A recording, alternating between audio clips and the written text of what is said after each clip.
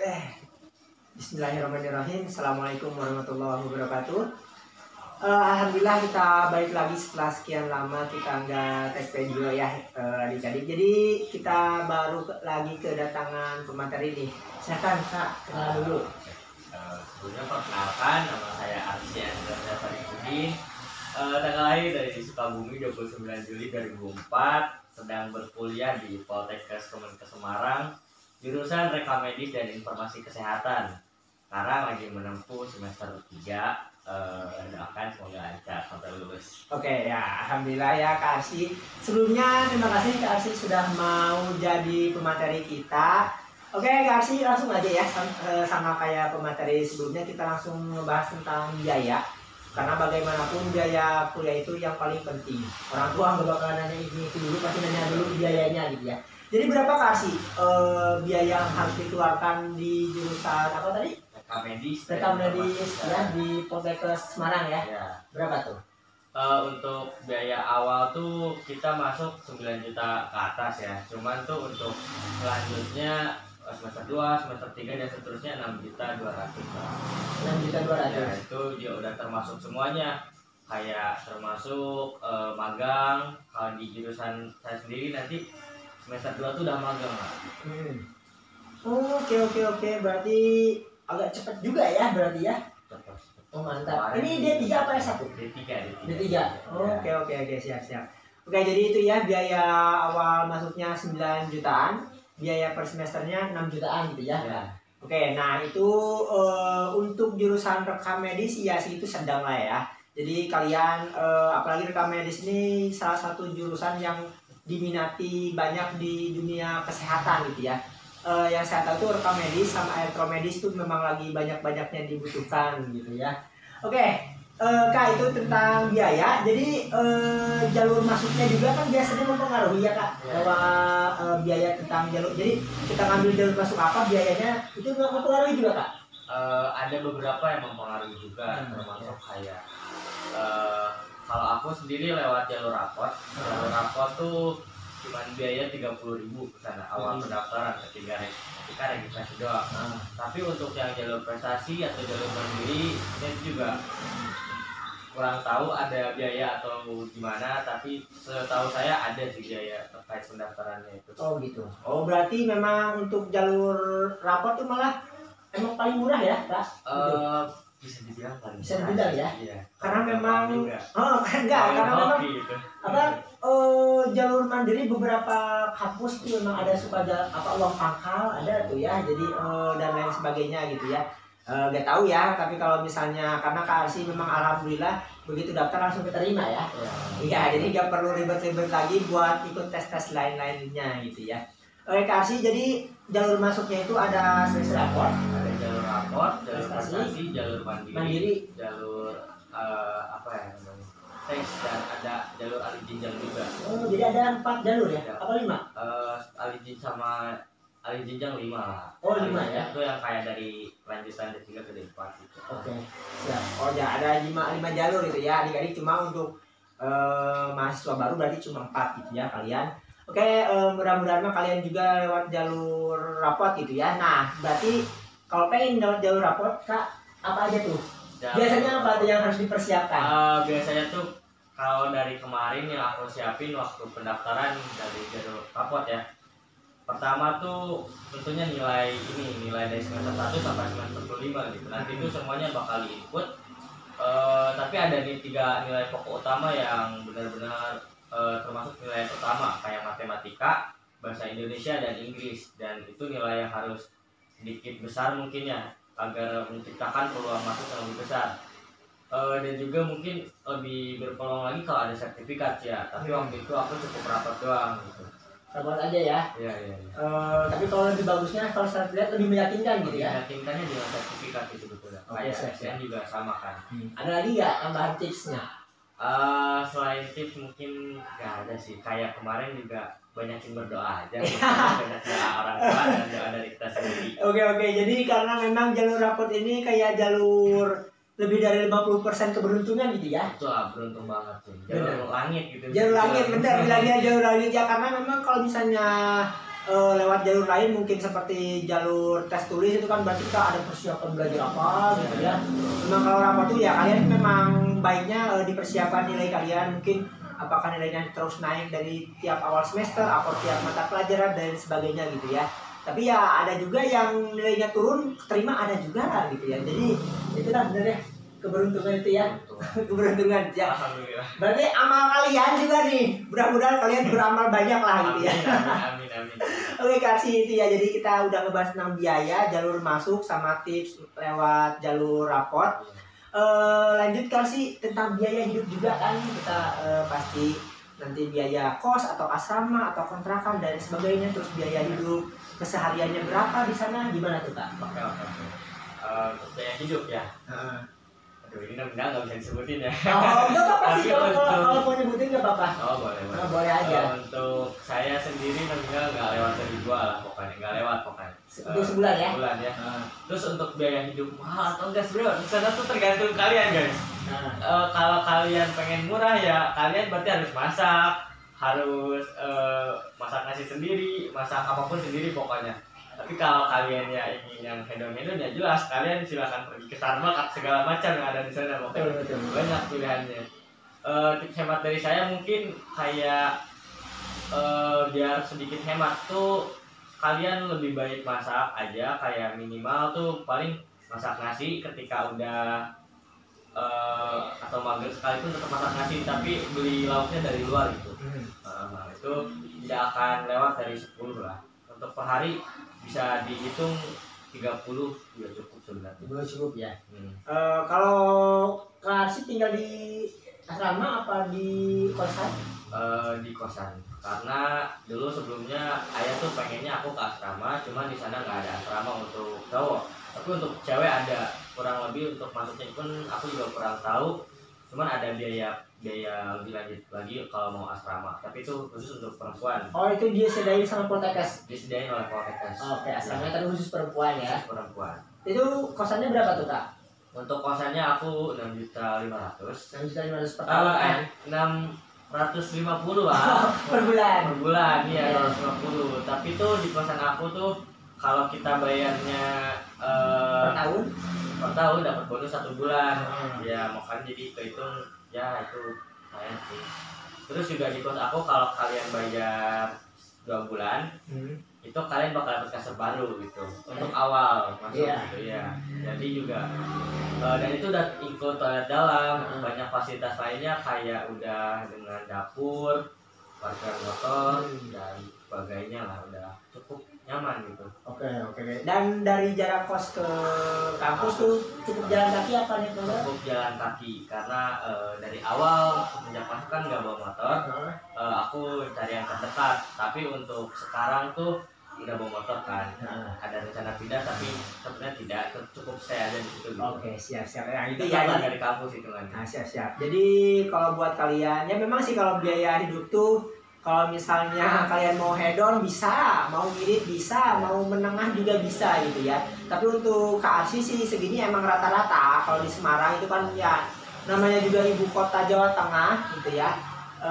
Jadi Kak Arsi itu sekitar 2 juta per bulan untuk kosan dan untuk biaya hidup gitu ya sehari-hari gitu ya.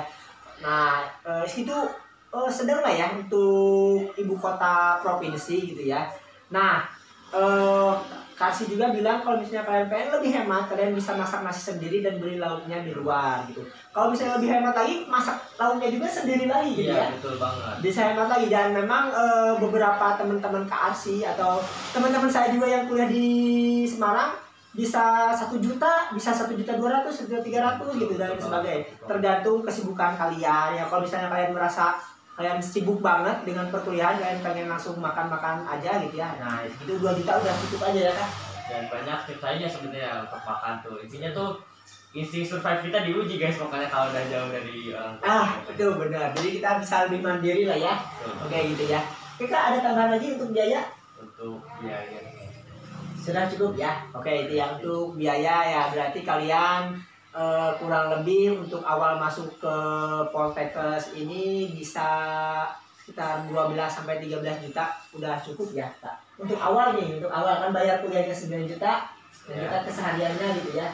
Nah gitu, oke gitu ya adik-adik. Jadi cukup itu untuk biaya awalnya. Nah kita lanjut ke masalah tentang pembelajarannya. Selama kuliah belajar apa aja kak?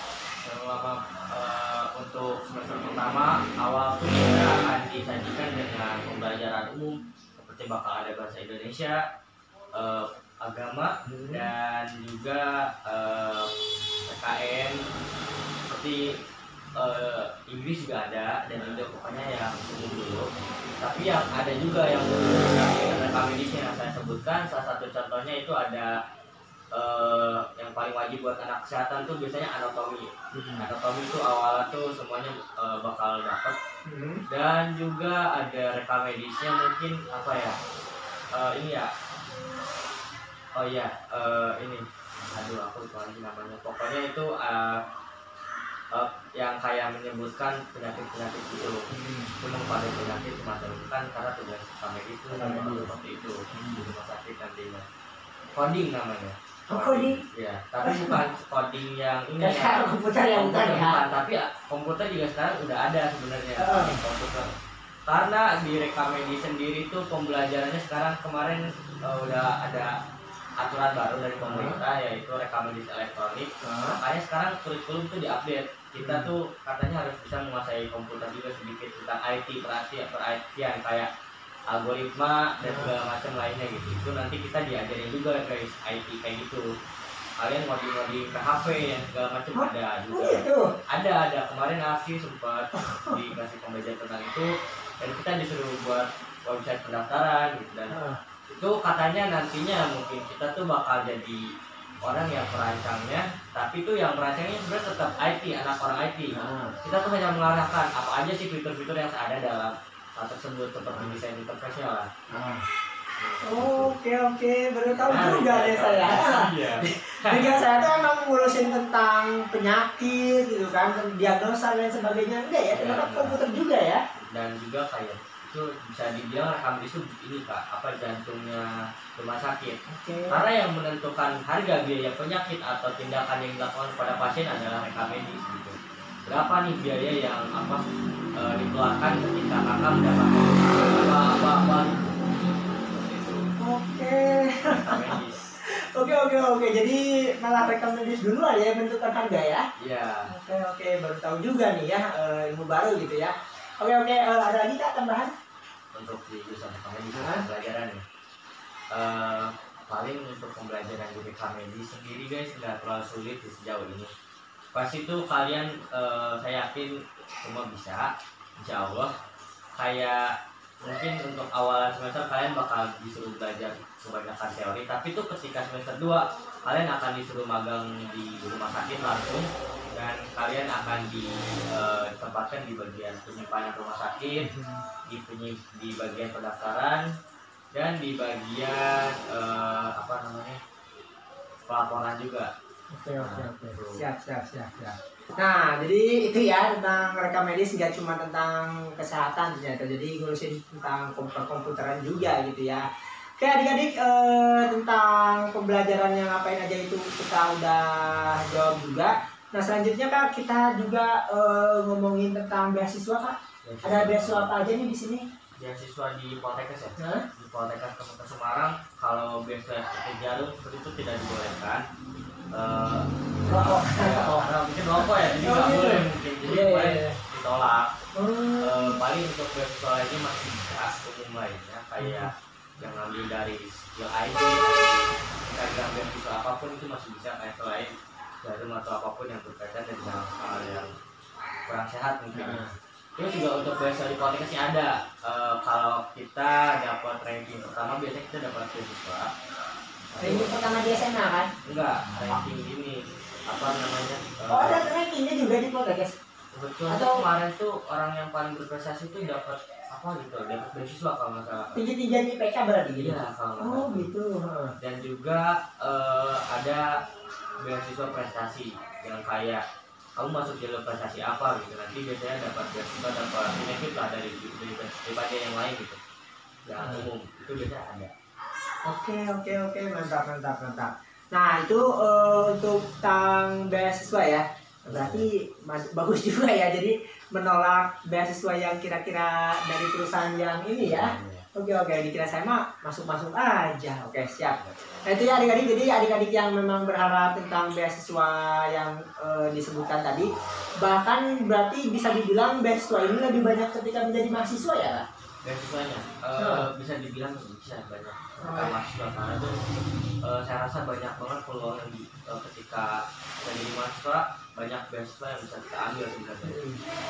Kita kayak harus berani aja sih, kita melewati banyak ujian segala macam, tes pasti ada kan.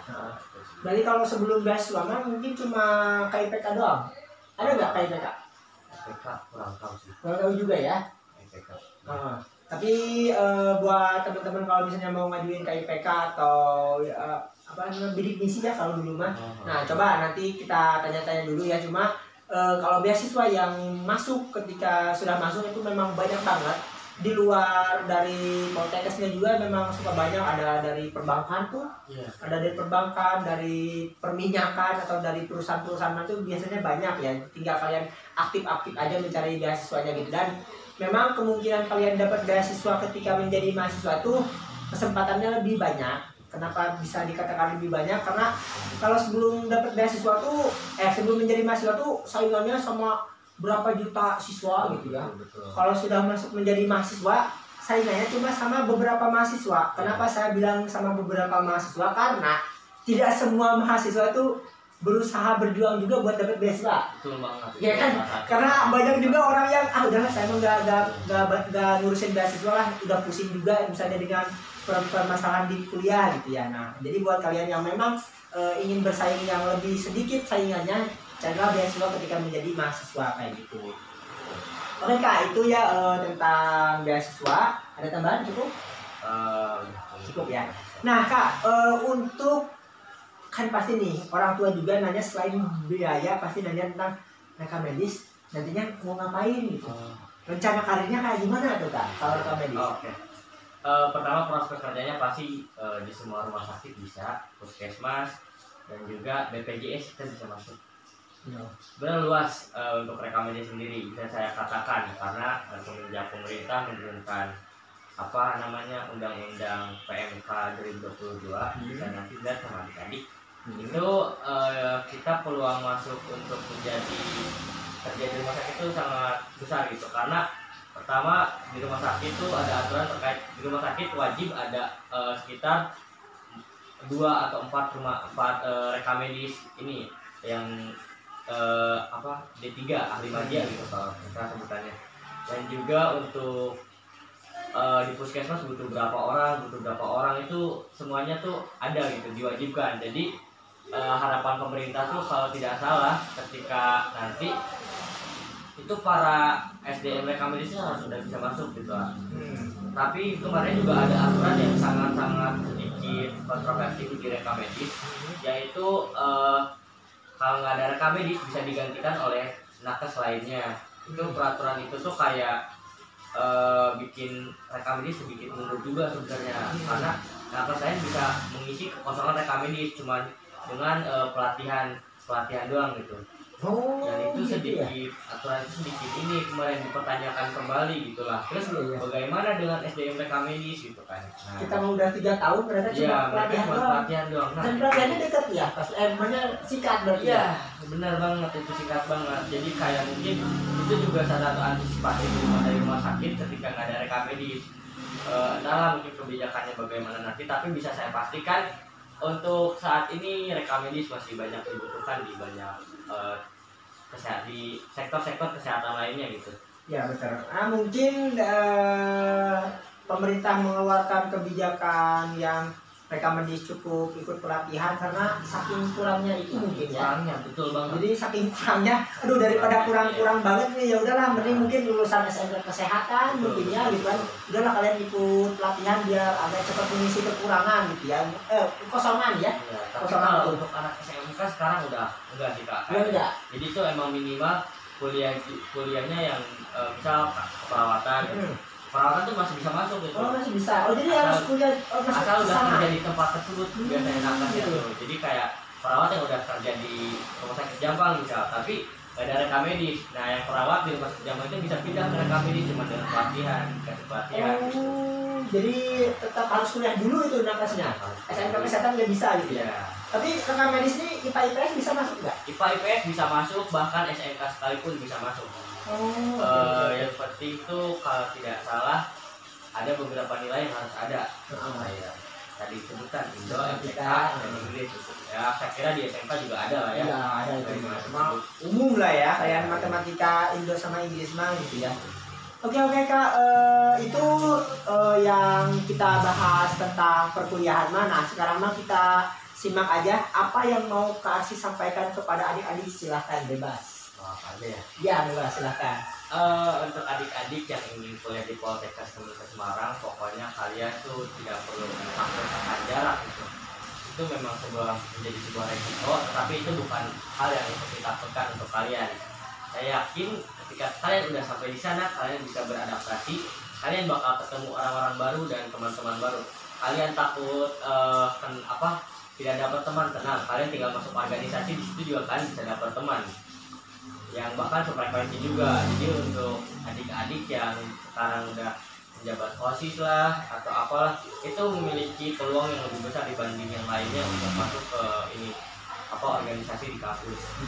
Karena kalau di Poltekkes sendiri kita banyak organisasi dan juga kita tuh nggak bisa ini guys, kayak kampus merdeka gitu. Kalau Poltekkes kan ya, makanya mungkin untuk magang sendiri tuh udah disediain oleh Poltekkesnya, jadi kita nggak perlu ribet untuk ini dan juga kita bisa magang ini guys, magang secara mandiri. Tetapi itu yang harus kita lakukan cukup membayar ke rumah sakit yang kita magang gitu. Gampang itu untuk magang, mencari pengalaman, jadi tidak perlu ada yang ditakutkan ketika nanti di Poltekkes kita mau ngapain atau apa gitu. Jadi tenang aja, banyak kegiatan yang bisa kalian lakukan. Pokoknya jangan jadi kupu-kupu, itu sebuah kayak jangan deh pokoknya, jangan. Iya. Rugi banget ya kalau kita 3 tahun kuliah D3 gitu, cuma kuliah pulang. Nah, apa bedanya sama dengan yang lulus SMA langsung kerja? Kita di kuliah tuh untuk apa sih benefitnya? Ya, kita bisa nambah relasi, kenal dengan pemilik rumah sakit, bahkan nanti kalian ditandain oleh pemilik tersebut. Nah ini anak pasti berpotensi kan relasi dengan tersebut apakah memang bisa diraih lewat ini gitu. Betul ya, jadi jangan ngomongin orang dalam gitu ya, karena memang salah satunya relasi itu didapatkan dari kalian berorganisasi kah, kalian bergaul sana sini lah kayak gitu ya, bukan berarti orang dalam selalu disalahkan orang dalam ya. Suruh siapa kalian kupu-kupu gitu kan, coba kalian gaya relasi dari sekarang gitu ya. Ya betul. Oke Kak, ada lagi yang bisa disampaikan? Cukup ya.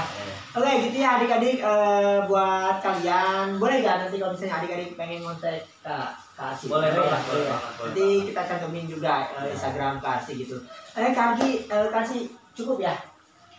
Cukup ya gitu ya adik-adik. Pokoknya buat kalian yang masih penasaran atau masih pengen tanya-tanya tentang perkuliahan di Poltekkes Semarang gitu ya, jurusan lain mungkin atau emang khususnya jurusan rekam medis, boleh silahkan nanti kalian komen atau DM ke Kak Arsi. Nah buat kalian yang pengen tahu jurusan lain, kampus lain, silahkan komentar juga, nanti kita carikan pematerinya. Cukup sekian Kak Arsi, terima kasih banget sekali lagi udah mau jadi pemateri kita. Oke adik-adik, sampai jumpa lagi di pertemuan selanjutnya. Assalamualaikum warahmatullahi wabarakatuh.